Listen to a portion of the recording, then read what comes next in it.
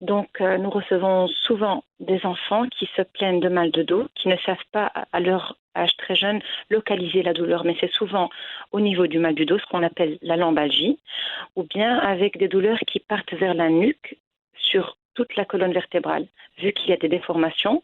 Donc, c'est ce qu'on appelle aussi des scolioses et des kyphoses. On repart sur la déformation de la colonne vertébrale qui donne plusieurs, en fait, maladies. Donc, les déformations vont affecter le muscle à la lombalgie, comme on a dit, et c'est des douleurs qui s'éteignent.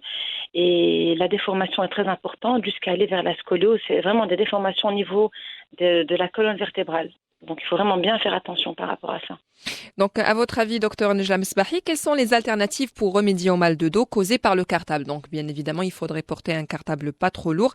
Donc, à votre avis, donc vous êtes kinésithérapeute en tout cas, mais est-ce que vous pouvez nous donner quand même quelques conseils pour éviter le mal de dos chez l'enfant? Oui, bien sûr. Donc, on partira déjà sur le bon choix. C'est un cartable entre 38 et 41 centimètres. 38 centimètres, c'est pour les premières classes, donc CP, CM1, CM2. Et puis, en arriver à 41 centimètres comme maximum. Donc, ce cartable ne doit pas dépasser la largeur des épaules et surtout pas dépasser aussi le bassin. Sinon, ça devient très lourd et c'est là que l'élève commence à adapter la posture de vraiment voûter son dos vers l'avant et enrouler ses épaules. Et de là commencent tous les problèmes, en fait. Mhm. Et ça Et vous a... si on peut aussi opter pour un cartable à roulette pour vraiment bien décharger l'enfant du poids. Donc ça, c'est une très bonne idée, justement. Oui, et veillez vraiment à ne pas trop porter le cartable, vraiment si c'est nécessaire. On a des enfants qui portent le cartable pendant toute la récré, donc ce serait bien de leur dire que quand il n'est pas nécessaire de porter le cartable sur ses épaules, on peut le déposer jusqu'à l'arrivée, par exemple, des enfants ou bien à la rentrée.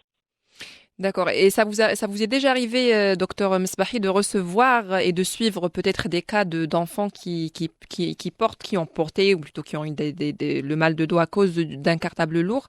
Est-ce que ça vous est déjà arrivé de faire Oui, oui, on a souvent ça. Euh, Quand c'est des parents qui sont bien à l'écoute ou qui remarquent vite la chose, on a l'enfant dès un très jeune âge, on peut déjà commencer plusieurs exercices, mais des fois, c'est des problèmes qui ne se voient pas tout de suite. Donc, on a des adolescents ou on a des jeunes personnes qui se demandent d'où vient le problème de dos, et puis quand on fait un peu donc l'interrogatoire, il s'avère que voilà, en fait, c'était qu'il portait un cartable très lourd à un très jeune âge. Parce que c'est vrai que parfois on ne pense pas vraiment que c'est le cartable. On se dit ça se trouve c'est un mal de dos C'est ça, en fait, on qui passe s'est à déclenché côté, tout on passe seul. à côté de la chose, oui. Alors, autre petite chose, quels sont les exercices de kinésithérapie recommandés pour soigner le mal de dos chez l'enfant? Donc, est-ce que cela déjà, ça demande beaucoup de temps sur la durée, c'est-à-dire les exercices aussi que vous proposez au cabinet? Ça dépend déjà le niveau de la douleur de l'enfant. Et puis, donc, quand on a déjà un enfant qui a un mal de dos, ce qu'on fait, comme en premier lieu, c'est on établit déjà un bilan pour voir d'où vient cette douleur. Mhm. Et puis de là, on établit un traitement très spécifique qui se compose de massage, rééducation, étirement et bien sûr renforcement musculaire pour bien s'adapter à toute l'année. Et je suppose qu'il doit consulter un rhumatologue avant de faire les Oui, exercices de kiné. toujours, Donc, toujours, bien c'est sur sûr. prescription médicale. Sous prescription médicale, bien sûr. Allez, autre petite chose, quels sont les sports recommandés pour les enfants pour éviter le mal de dos? Qu'est-ce que vous pouvez leur dire à ces enfants pour préserver aussi leur santé musculaire? Ben, on va commencer par ce qu'il ne faut pas faire déjà. Donc, tous les sports sont bien. Parce que comme nous voyons maintenant de nos jours, les enfants sont accros aux tablettes, aux écrans, ils ne bougent plus comme avant. Mhm. Donc, ce serait bien de ne pas tomber dans cette sédentarité. Donc, bouger, c'est le meilleur moyen de ne pas avoir mal au dos. Et puis, bien sûr, il y a des sports à préconiser plus que d'autres. Par exemple, la natation, c'est le sport, comment on va dire, le numéro un. Il y a la marche, il y a le yoga qui est très bien aussi. Éventuellement, le vélo. Tous les sports sont bien. La posture qu'on adapte à long terme n'est pas bien par rapport à l'habitude de l'enfant.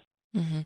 Mais c'est vrai que ça me fait penser, je pense d'ailleurs à une petite chose à l'école, par exemple la posture de l'enfant, c'est-à-dire lorsqu'il est assis, ça se trouve, ça peut aussi déclencher une éventuelle douleur dorsale. Bien sûr, on ne revient pas que sur le cartable. Donc, c'est plusieurs facteurs qui se rassemblent pour provoquer ce mal de dos. Ce qui serait bien, c'est d'adapter toujours, comme on dit, la position de 90 degrés. Donc, toujours avoir le dos avec la table en 90 et les genoux aussi en 90. Gardez cette posture-là. Si on travaille avec un PC ou avec une tablette, essayez de la soulever au niveau de notre vue, du champ visuel, mais de Mhm. pas s'enrouler vers ce PC ou cette tablette. Donc De- bien garder le droit au dos. C'est Mhm. pas bien sûr facile pendant un long terme, mais essayez toujours de se mettre en tête qu'il faut le faire. De toute façon, c'est valable aussi pour les adultes, puisque nous Oui. aussi, ça nous arrive d'avoir le mal de dos à cause d'une mauvaise posture c'est-à-dire lorsqu'on a le téléphone, lorsqu'on a le téléphone ou la tablette, on est plus penché vers l'avant et donc on n'est pas bien assis pour faire ce genre d'activité. Exactement. Ce que je pourrais dire et conseiller les parents, c'est de toujours être à l'écoute des enfants. Des fois, ce n'est pas que des problèmes, donc comme on va dire mécaniques, mais c'est aussi des problèmes de stress, d'anxiété. Ça joue aussi sur les mal de dos. Et quand un enfant vient nous dire qu'il a mal, ben, c'est que peut-être il a vraiment mal ou c'est peut-être autre chose. Il y a toujours un besoin. Donc Mhm. déjà être à l'écoute de nos enfants, voir ce qu'il y a, ce qu'il n'y a pas et bien observer, être des parents très observateurs. Comment mon enfant porte son cartable? Est-ce qu'il est lourd? Est-ce qu'il n'est pas lourd? Et donner beaucoup de conseils à ces petits. Mhm. C'est vraiment la base avec laquelle on peut commencer. Parce que c'est vrai, ils peuvent ne pas se rendre compte du problème et porter malheureusement ce petit cartable tous les jours lourd, ça va affecter leur dos et c'est Bien pas bien sûr, en tout cas. Mhm. oui, exactement.